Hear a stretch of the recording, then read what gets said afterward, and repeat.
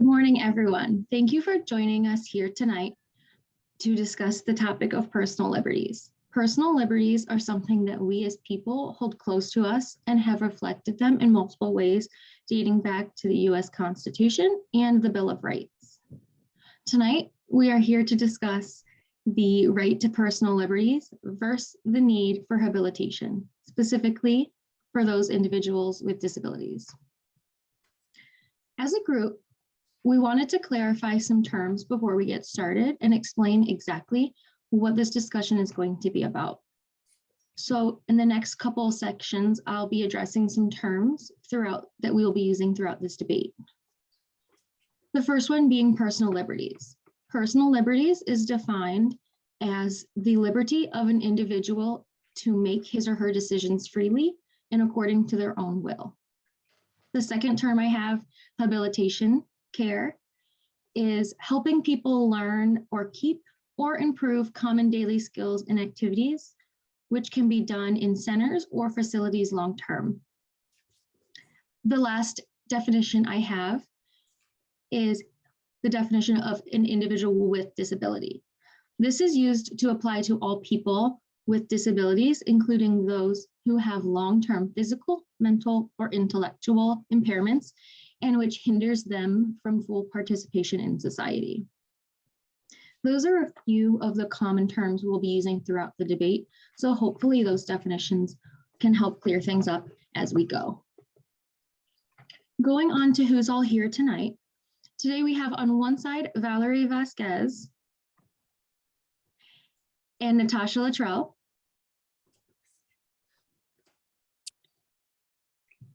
Who will be arguing the importance of maintaining and creating ways to allow individuals with disabilities to make the decisions about their own lives and have the right to their personal liberties.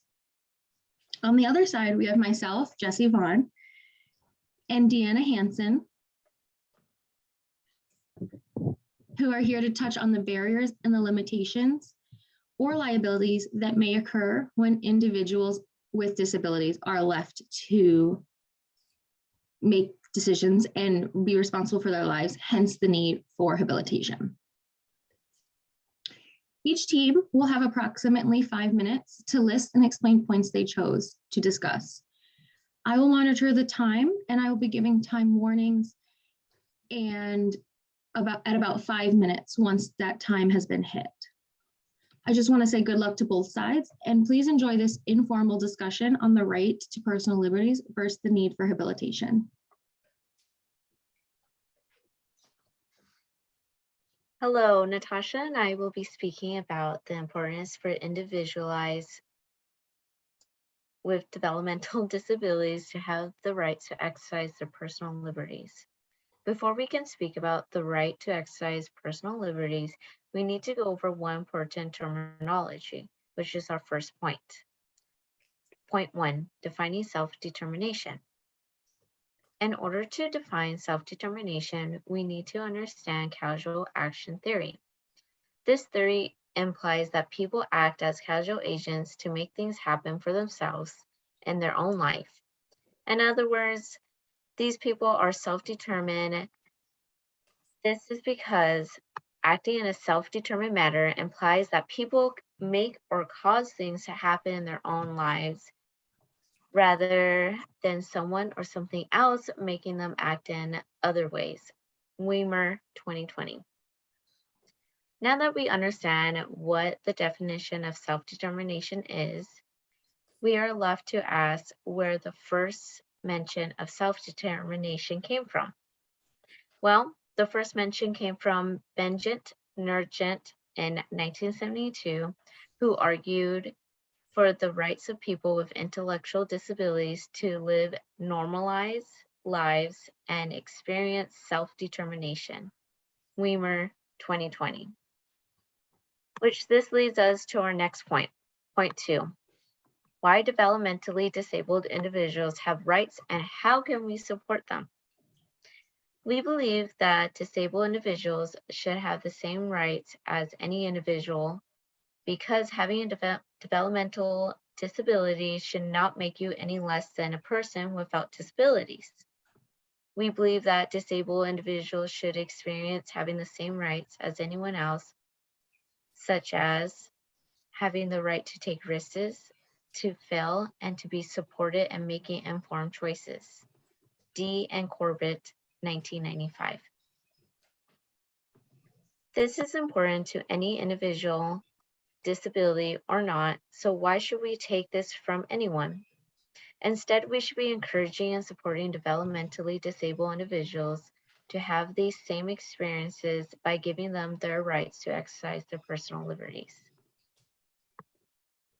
Bert Blake, 1985, urged that advocates work for others not as they would have others treat them, but as they would treat themselves in the most challenging of circumstances.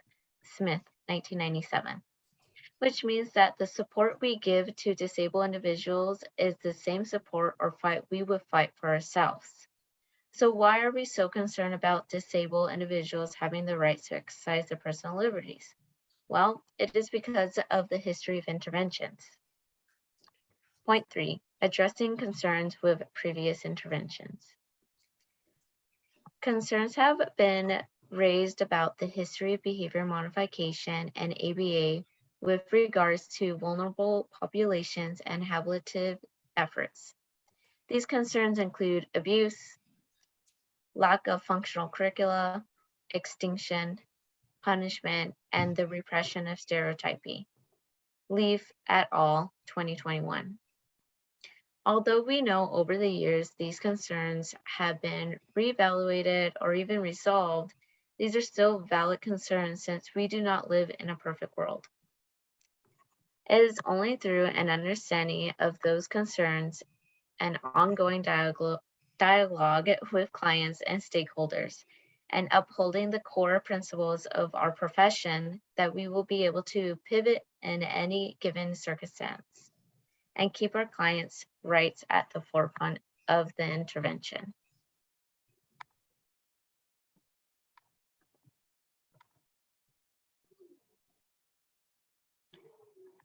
So here on the screen is a visual of what we need to be asking ourselves when we talk about the rights of individuals with developmental disabilities. Are we considering fairness? Are we hearing their voices? Is there transparency and impartiality? These questions align with the understanding of giving individuals the right to exercise personal liberties.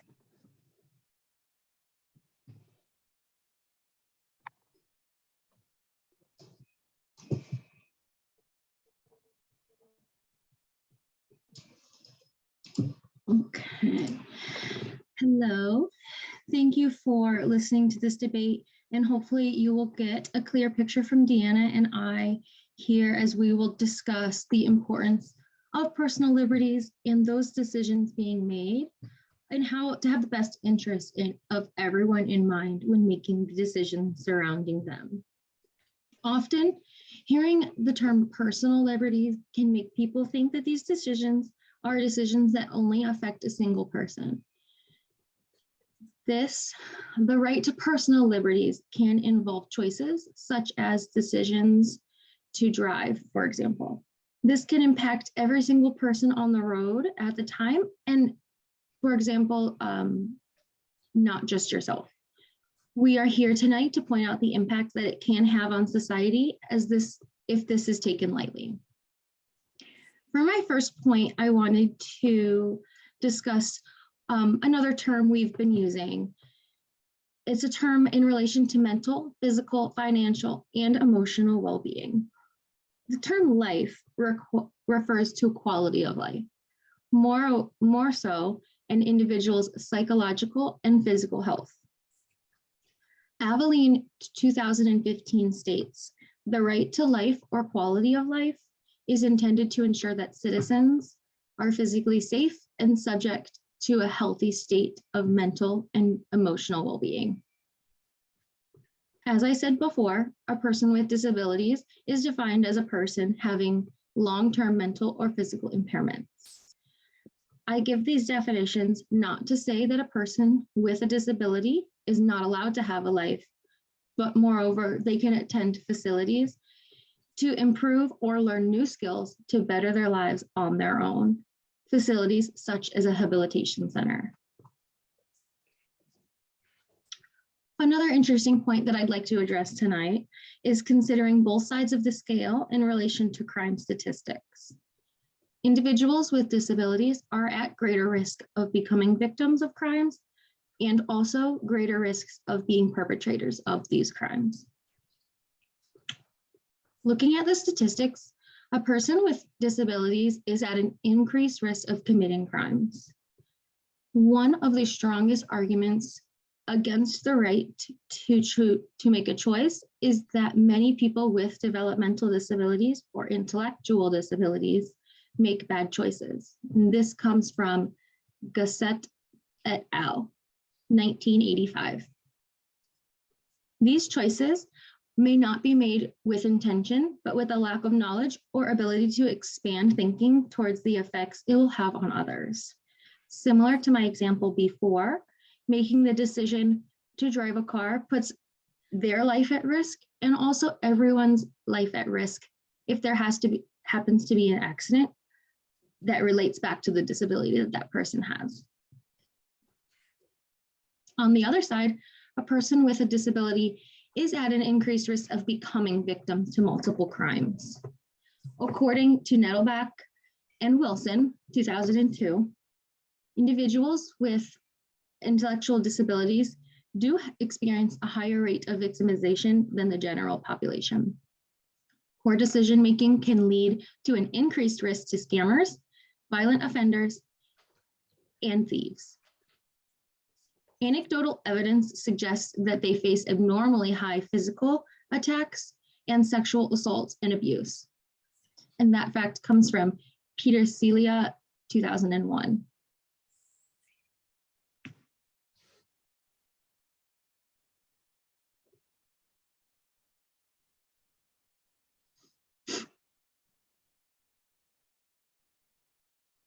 This table here shows how often individuals with disabilities are likely to become victims of crimes compared to those without. The rates are almost tripled for those with a disability compared to those without, like I said before. Therefore, habilitation centers will make and provide a way to look out and assist them in making the bigger decisions and help lower rates of victimization.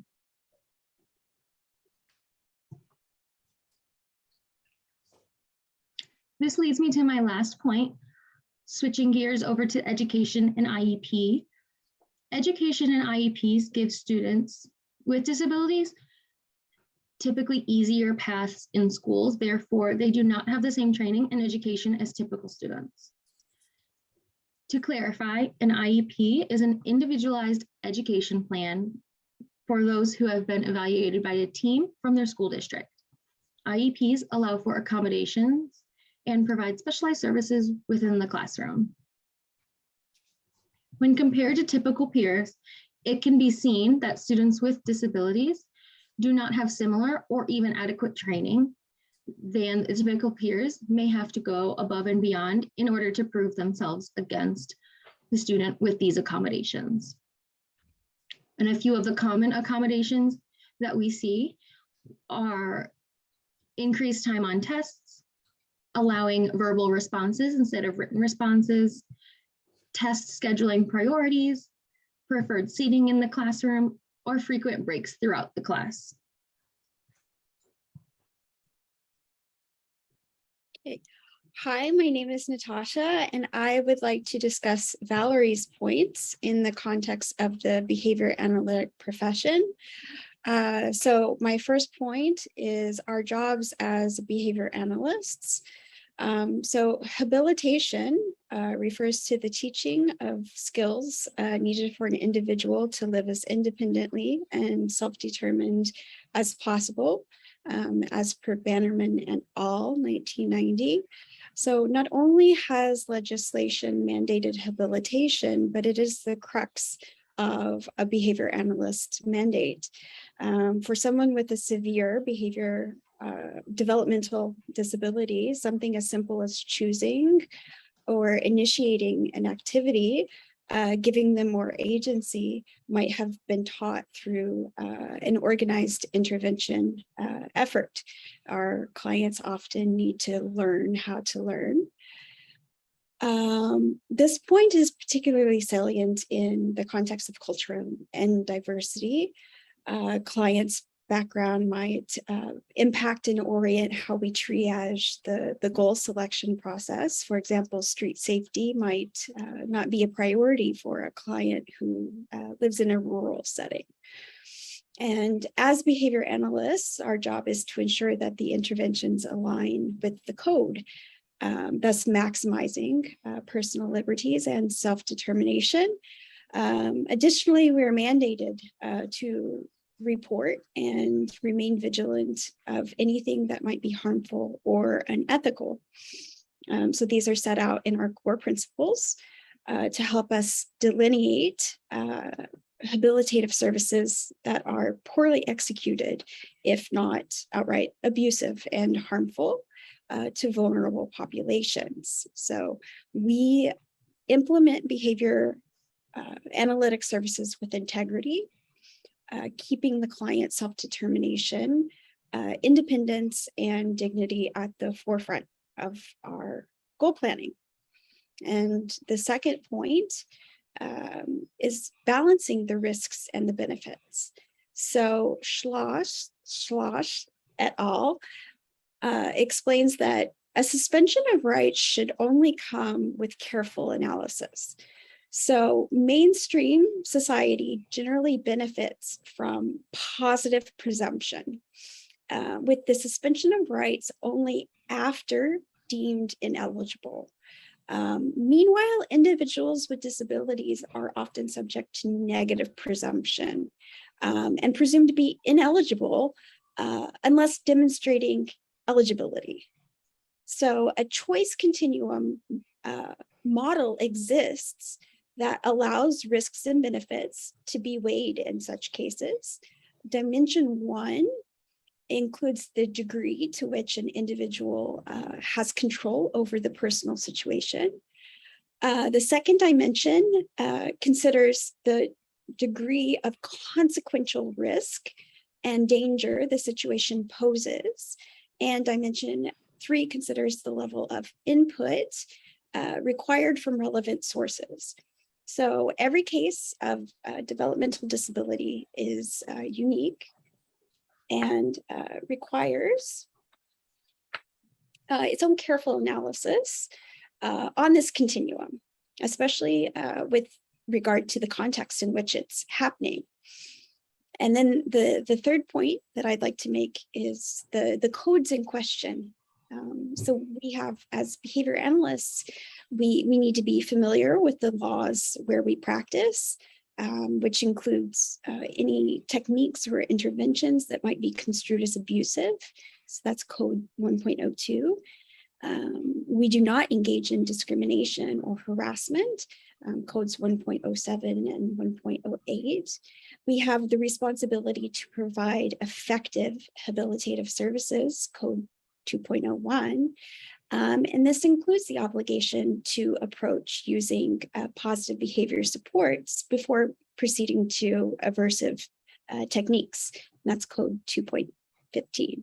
So when working with other service providers, as we often do, we work collaboratively and we promote the best interests of the client, involving the clients and the stakeholder when necessary. Those are codes 2.09 and code 2.10. And then code 3.0 emphasizes that we act in the best interest of the client and we support their rights and we do no harm. We consult with other providers when necessary, assuming informed consent. It's codes 3.06 and 2.04. And we advocate for appropriate services, code 3.12. All right. Hello, everyone. My name is Deanna Hansen, and I will be supporting my stance on the need for habilitation with regard to individuals with disabilities. To begin, I would first like to start by elaborating on Jesse's explanation of life As Jesse mentioned, the right to life or quality of life is intended to ensure that citizens are physically safe and are subject to a healthy state of emotional well-being. This quote from Avalon 2015, I would like to pinpoint that according to Avalon, individuals with intellectual disabilities have underdeveloped brains, which can often lead to poor decision-making. One example of this is the fact It's hard to hear. Sorry, it's raining. Can you hear me now, okay? Yes, better. One example of this is the fact that individuals with intellectual disabilities are more likely to have unprotected sex. This puts them and others at grave risk of catching and transmitting numerous STIs and STDs according to SPCE et al. 1995. Furthermore, they are at an increased risk for poverty as they are often subject to lower employment rates. These factors, as well as numerous others that I will mention, affect the life of these individuals. Because of this, I would like to again further say that me and Jesse are pro-habilitation as it provides individuals with the support that they need to make good choices and to be able to ultimately live safely and sometimes even independently. Are you guys able to hear me okay? It's coming down harder now. I can hear you fine. Secondly, the second point I would like to reference would be that the fact that several studies, as Jesse previously mentioned, state that individuals with intellectual disabilities are at greater risk of being victims of crimes or even committing a crime themselves.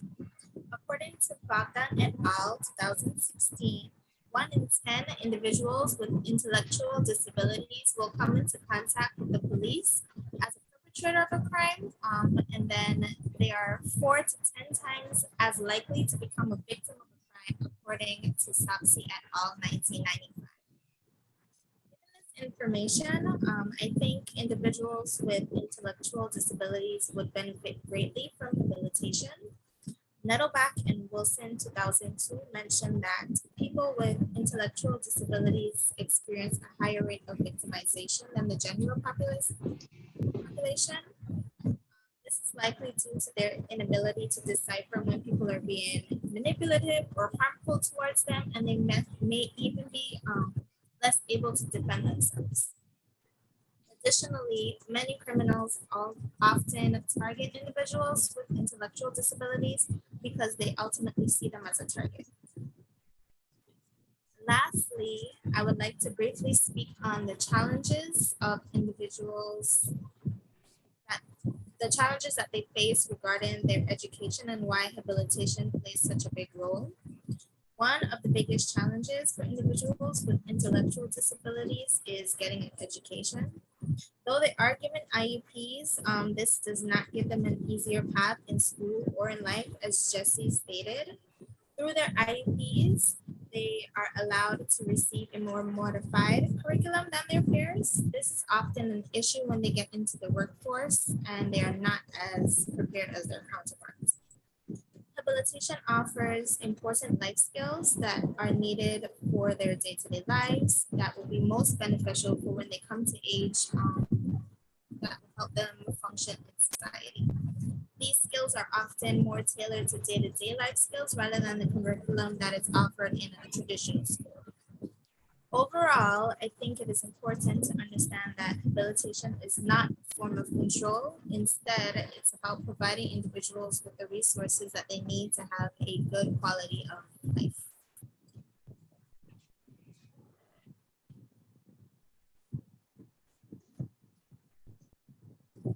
Final statement. We have discussed the right to exercise personal liberties and the need for habilitation. Both sides of this discussion have stated validating points, which are for the safety, protection, and best interests for developmentally disabled individuals. After this invigorating discussion, there may still be questions. We have concise, common questions to further expand this discussion. course, I would like to say as well that both sides presented an amazing argument, but I do have a question for the group. Do any of you have any personal experiences to share? And what do you think is the status of this topic in 2022?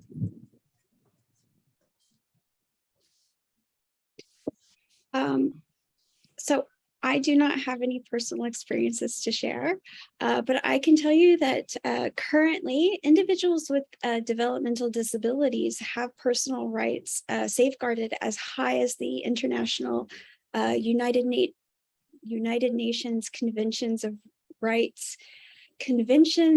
the Rights of Persons with Disabilities.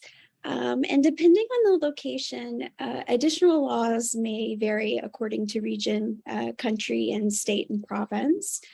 This is why it's important for BCBAs to be aware of the laws where they practice.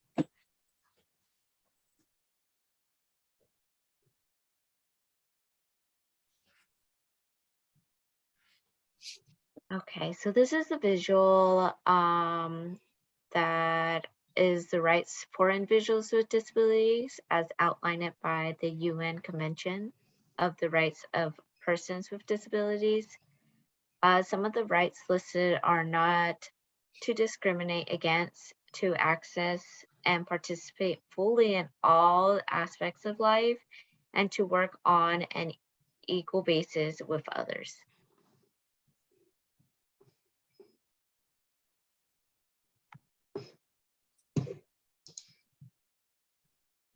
Okay. I also have a question. So at what point of the critical decision-making process does a guardian, a family member, or a loved one step in and decide that someone with an intellectual disability or a developmental disability is too compromised to make a valid decision with regard to their own health, safety, and or that of others? That's a great question, Natasha. To be honest, though, I feel like it really depends on the situation. However, I feel that guardians, family members, or even stakeholders should step in if the person is an adult, of course, when the person appears to be making decisions that could potentially jeopardize their well-being, their health, their safety to themselves or to others. Some key things that I would look out for as a family member would be like if they're unable to understand the consequences of their actions or if they're acting impulsively. It is important, however, to remember that we must always encourage the individual to seek out their doctor and therapist first before us as family members or stakeholders or guardians make any decisions regarding their care, to always include the person's physician. Okay. And I have another question. What are BCBA's ethical responsibilities in regards to this topic, and how does it impact our practice?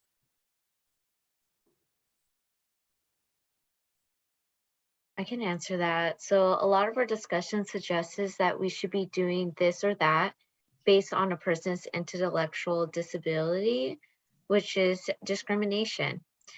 And the ethics code, code 1.08, non-discrimination, is a code about BCBAs not discriminating against others, hence our responsibilities as BCBAs. In relation to our responsibilities, Ethics Code 3.01, responsibility to clients, we are to act in the best interests of clients, which on both sides of the argument can agree in their point of view that they are fulfilling Code 3.01. And then I would also like to point out that Code 3.112, advocating for appropriate services, as BCBAs, we want to ensure these clients are receiving the right intervention and services. These code of ethics impacts the practices RU because now we have to ensure that these codes are being used to support each individual client compared to the argument in which we view the community as a whole. Thank you. Perfect. And there is one more question on here that we can address. Question as Schloss et al. 1993 notes, are we suggesting a kind of justice and ethics system based on the notion that normal people are innocent until proven guilty, whereas we approach our intellectual and developmentally disabled population with the opposite, guilty until proven innocent mentality? Almost asking them to prove competence in order to retain their most basic right and freedoms. If so, that is a standard that warrants a discussion. Maybe I'll answer this. I was supposed to ask this, very sorry. Okay, so I'm going to answer this. I think both sides of the discussion clearly want what is best for individuals with intellectual and developmental disabilities. And the need for habilitation is used as an extra precaution to support these individuals with a worst case scenario in mind. But the personal liberties side takes into account that habilitation has not always been a legal right, and that it's been executed with causing more harm than good. And the other side takes into account that there are worst case scenarios. So I think the debate today is really kind of trying to weigh those together. Yes, and that ends all of our questions that we had just as a general group today. I did want to sit here and thank everyone for participating and contributing to this debate, and I hope everyone can take something from this.